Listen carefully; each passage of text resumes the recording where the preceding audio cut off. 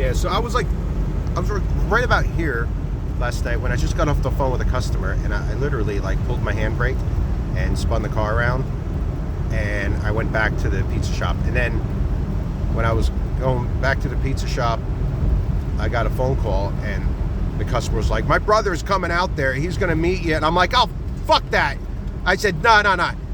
I'm going back. I ain't delivering it. You're gonna have to pick that fucking food up. I'm gonna pay my boss $100 for it. Give him the fucking tip that I should have got because it was $88, and I'm just gonna take that food and I'll give it away to people. I ain't delivering it. He's gonna credit your credit card.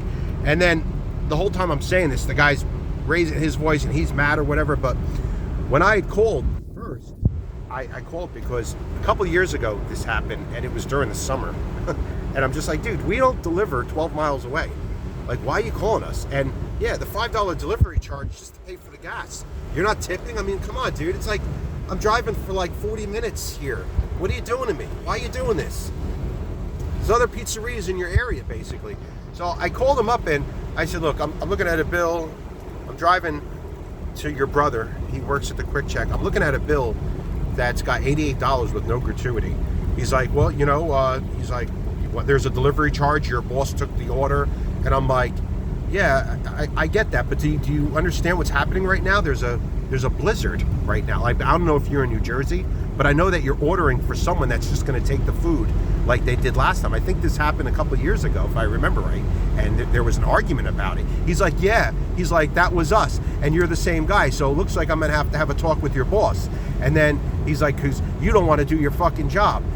That's what he said to me. So then I'm just like, okay. And he also mentioned I had an attitude. So I was just like, listen, I don't know about having an attitude, but you're just dropping the F-bombs on me now.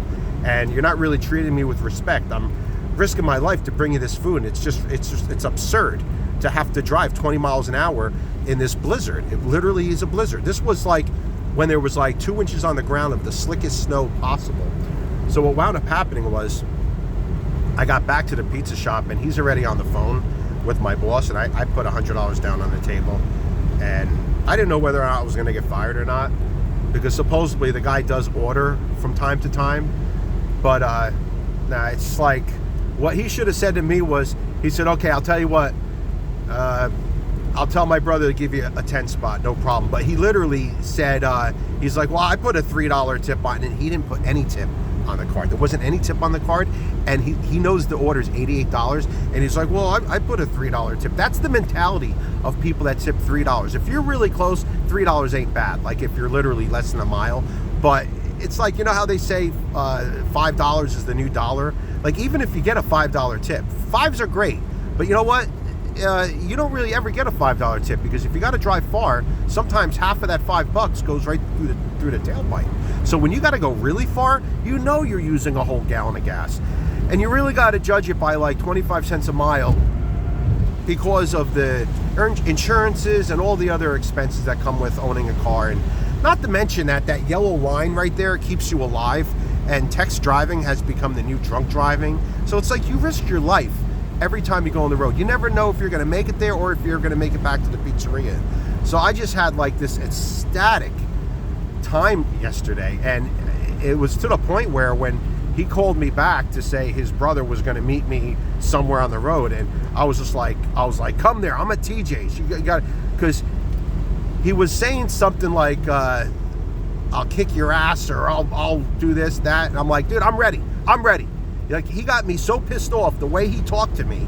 Like, well, I gave you a $3 tip, and he's like, well, that's your job. You should just do your fucking job. It's like, what the fuck is wrong with these people? It's like, a lot of people think that when someone's a pizza delivery guy, like, there's so much stigma that's connected, that's attached to like the pizza delivery guy. Like, if he was going to play a part in the movie, he's never a good-looking guy like the lead character in a film. He's always this like loser. And it's like, look at all the people that are doing DoorDash now, and those people would never scrub dishes because they think too much of themselves. They never sweep a floor. They look petrified if you said, hey, listen, you got to move that cooler out from the wall and you got to clean back there because it's been a month.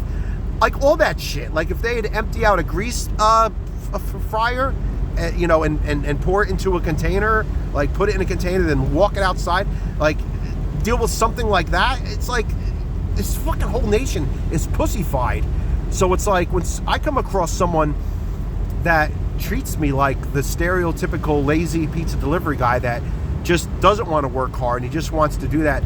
The place I work, you gotta put your time in. You're not hanging around looking at your cell phone. You're not making TikToks. You're finding something to clean. So with that said, I'm gonna cut this video off. But the way I acted towards that customer, and also the way that I just laid the law down by my boss, I mean, he knows I was right, but the way I acted is definitely grounds for someone to get fired. But at this point, I feel like life is just too short to not say what you feel.